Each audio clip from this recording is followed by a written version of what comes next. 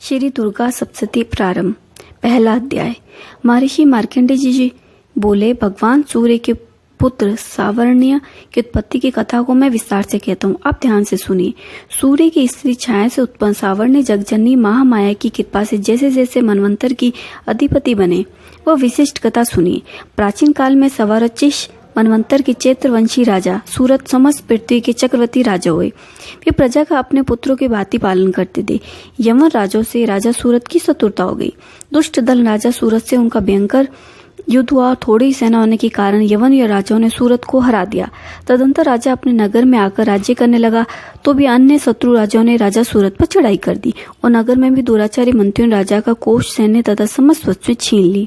तब राजा हार कर अकेला ही घोड़े पर सवार होकर शिकार खेलने के बहाने घोर जंगल में चले गए। वहां उन्होंने महर्षि मेधा का सुंदर आश्रम देखा, जो अहिंसक सिंह आदि पशुओं तथा शिष्यों और मुनियों से शोभित था। वहां बैठे हुए महर्षि मेघा को राजा सूरत ने नमस्कार किया और मुनि से उचित सत्कार पाकर वहीं आश्रम में रहने लगे। कुछ काल के बाद फिर वो अपने राज्य तथा प्रजा की चिंता से विचारने लगे कि जिस राज्य को मेरे पूर्वजों ने भली भांति चलाया, प्रजा का पालन किया, वह आज मुझसे दूर चला गया है। दुष्ट मंत्री राज्य का पालन धर्म नीति के अनुसार कर रहे होंगे या नहीं? मेरा मुख्य हाथी दुश्मनों के वश में हो जाने से क्या क्या कष्ट भोगता होगा। जो आज्ञाकारी नौकर नित्य प्रसन्नता से धन और भोजन प्राप्त करते थे, अब उन दुष्ट राजाओं के आश्रम में रहकर कष्ट पाते होंगे। मंत्री राज्य के धन को कुमार्ग में व्यर्थ ही अपव्यय करते होंगे। जो धन मेरे पूर्वजों ने बड़े कष्ट से संग्रह किया, सो नष्ट हो गया होगा। इस प्रकार राजा राज्य की सभी बातों की चिंता करने लगा। कुछ समय पश्चात एक दिन आश्रम के समीप एक वेश्या को आते देखा तो राजा ने उससे पूछा कि अरे भाई, तुम कौन हो और यहाँ क्यों आए हो? तुम्हारा मलिन मुख शोक युक्त क्यों दिखाई देता है? इस प्रकार राजा सूरत की बातों को सुनकर समाधि के वेश्या ने सूरत से कहा कि हे राजन, मैं समाधि नाम का एक वेश्य हूँ। मेरा जन्म धनवान कुल में हुआ है। मेरी दुष्ट स्त्री व पुत्र आदि ने मुझे धन के लोभ से घर से निकाल दिया है, मेरा धन छीन लिया। मैं धन और स्त्री पुत्र से रहित हूँ। अब अकेला दुखी होकर इस वन में आया हूँ। मुझे अपनी स्त्री बंधुओं का कुछ पता नहीं है। मैं यहाँ रहने के कारण अपनी स्त्री पुत्र और सब जनों की परिस्थितियों को नहीं जानता। वे इस समय अपने स्थान पर सुखी है या दुखी, मैं ये भी नहीं जानता। मेरे पुत्र सदाचारी है व्यभिचारी। राजा बोले, जिन स्त्री पुत्रादि ने तेरी धन संपत्ति को छीन लिया, फिर उन्हीं के स्नेह में तेरा मन क्यों जाता है? वैश्य बोला, आपने मेरे विषय में जो भी बातें कही वो वास्तव में सत्य है, परंतु मैं क्या करूं? चित्त में कठोरता उत्पन्न नहीं होती। जिस पुत्रादि ने धन के लोभ में आकर मुझे घर से निकाल दिया है, मेरा चित्त फिर भी उन्हीं से आसक्त होता है। मैं क्या करूं? इन सब जनों के निर्मोही होने पर भी मेरे मन में उनके प्रति प्रेम है। मार्कंडेय जी ऋषि बोले, हे द्विज श्रेष्ठ, तत्पश्चात राजा सूरत और समाधि वेश्य दोनों मिलकर मेधा मुनि के समीप जाकर प्रणाम करके बैठ गए और मेधा में ऋषि ने से कथा प्रसंग करने लगे। राजा बोले, हे भगवान, मैं आपसे एक बात पूछना चाहता हूँ, आप कृपा करके बताओ। हे महाराजा, मेरा मन वश में नहीं है, इससे मुझे दुख है। गए वे राजे तथा अन्य सभी स्त्रियां पुत्र बांधवों की ममता मुझे अभी तक बनी हुई है। हे मुनिश्रेष्ठ, ये जानते हुए मेरा स्नेह उनसे अज्ञानियों की भांति विशेष बढ़ता ही जा रहा है और इस समाधि वेश्या को उसके स्त्री पुत्र आदि ने त्याग दिया, इसे घर से बाहर निकाल दिया है। ये भी उनसे अत्यंत आसक्त रहता है। इसी तरह हम दोनों बहुत दुखी हैं। हे महाभाग, अनेक दोषों को जानते हुए हम दोनों का हृदय उनके प्रति ममता में आसक्त रहता है। इतना ज्ञान होते हुए भी ऐसी ममता क्यों? हम दोनों के अज्ञानों की बातें मूर्खता क्यों उत्पन्न हो रही है? महर्षि मेधा ने कहा, समस्त जंतुओं को जानने योग्य ज्ञान होता है। हे महाभाग, सभी प्राणी पृथक पृथक होते हैं। कोई दिन में नहीं देखते तो कोई रात्रि में नहीं देखते, कोई दिन रात्रि में समान दृष्टि से देखते हैं। पुरुष ज्ञान युक्त है, ये सत्य है, इसमें संदेह नहीं। केवल इसमें ही अन्य सभी पशु पक्षी मृगादि में भी मनुष्य की बातें ज्ञान होता है, वह स्थूल ज्ञान होता है। जिस मनुष्य में आहार आदि की इच्छा उत्पन्न होती है, वैसे पशु पक्षी आदि भी आहार विहार निद्रा मैथुन आदि की इच्छा उत्पन्न होती है। ज्ञान होने पर पक्षियों को तो देखो, भूख होने पर भी ममतावश अपने बच्चों को चोस में स्नेह से चुगा देकर प्रसन्न होती है। हे राजन, मनुष्य भी अपने पुत्र पौत्रों में इसी बात ही बर्ताव करते हैं।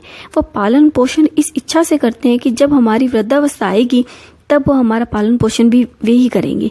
क्या तुम ये नहीं देखते कि पुत्र आदि उनका भरण पोषण ना भी करे तो भी माता पिता तो करते ही हैं, क्योंकि विश्व की स्थिति को रखने वाली महामाया के प्रभाव से वो मोह के खड्डे में डाल दिए जाते हैं।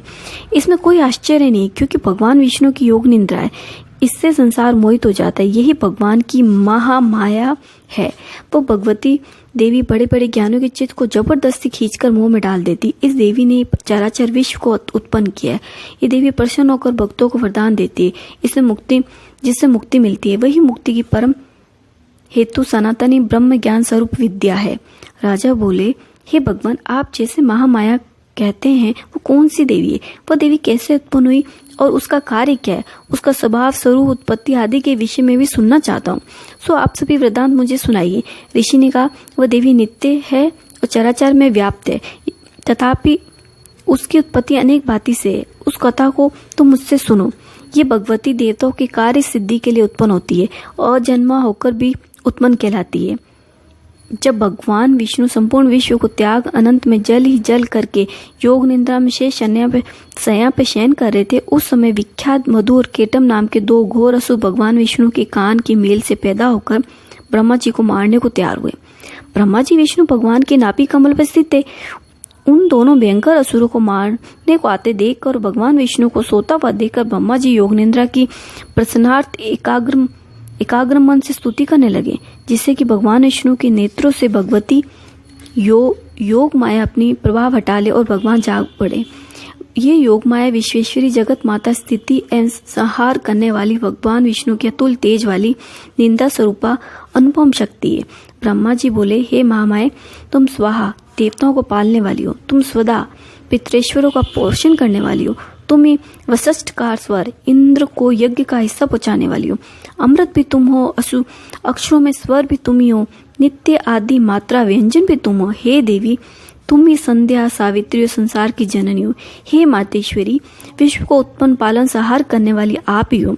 आप ही महाविद्या, महादेवी, महासूरी हो। आप ही समस्त चराचर के तीनों गुणों सत्व रज तम को उत्पन्न करने वाली प्रकृति हो। आप ही कालरात्रि हो। आप ही खंडक, शूल, घोर, गदा, चक्र, शंख, धनुष, बाण, वशुंगंडी, परंगी आदि अस्त्र शस्त्रों को धारण करने वाली हो। हे देवी, आप ही सौम्यता हो तथा संसार में आप ही अति सुंदर हो, पर तथा पारों में श्रेष्ठ आप ही परमेश्वरी हो, जो शिष्य की रचना और पालन सहार करते हैं। उन भगवान विष्णु को आपने अपनी निंद्रा के वश में कर लिया है। फिर भला बताइए कि कौन आपकी प्रार्थना करने में समर्थ है, जबकि आपने भगवान विष्णु, ईशान शंकर तथा मुझसे यह शरीर ग्रहण कर लिया है। आप तो अपने प्रभाव से स्वयं प्रकाशित हो। मधु और केटम नाम के इन महादुष्टों को आप मोह लीजिए और विश्वपति भगवान विष्णु को जगाइए। इन दोनों महासुरों का संहार करने के लिए भगवान को बुद्धि दीजिए। ऋषि बोले, इस प्रकार जब ब्रह्मा जी ने मधु और केटम के असुरों के संहार के लिए तथा भगवान विष्णु को जगाने के लिए तामसी देवी की प्रार्थना की, तो उसी समय भगवान विष्णु के नयन, मुख, नाक, भुजा, हृदय और वक्षस्थल से निकलकर अव्यक्त योग माया उपस्थित हो गई। योग निंद्रा से भगवान जाग गए। तदंतर भगवान विष्णु ने उन पराक्रमी वीरवान मधु और केटम असुरों को देखा। उनकी ब्रह्मा जी को खाने के लिए आंखें लाल हो रही थी। तभी भगवान विष्णु ने शेष शय्या से उठकर उन असुरों से 5000 वर्ष तक बाहुयुद्ध किया। अति बलशाली महाउन्मत्त दोनों असुरों को महामाया ने मोहित कर रखा था। अतः दुष्टों ने भगवान से कहा कि आप हमसे वरदान मांगो। भगवान ने कहा, यदि तुम मुझ पर प्रसन्न हो तो मेरे हाथों तुम्हारी मृत्यु हो। मैं तो केवल यही वर चाहता हूँ। ऋषि ने कहा, इस बात जब भगवान ने उनसे ये वरदान लिया तो वे भगवान से कहने लगे कि हमें सर्वत्र जल ही जल दिखाई देता है, इसलिए भगवान हमारा वध उस स्थान पे किया जाए जिस जगह पे पानी न हो। ऋषि मेधा ने कहा, तब भगवान विष्णु ने शंख, चक्र और गदा धारण किए और उनसे तथास्तुकार दोनों के सिर अपनी जांघों पे रख कर चक्र से काट दिए। इस प्रकार ये महामाया देवी श्री ब्रह्मा जी की प्रार्थना करने पर स्वयं उत्पन्न हुई। हे राजन, मैं अब इसका प्रभाव को बताता हूँ, आप ध्यान से सुनिए। जय माता दी। श्री दुर्गा सप्तशती।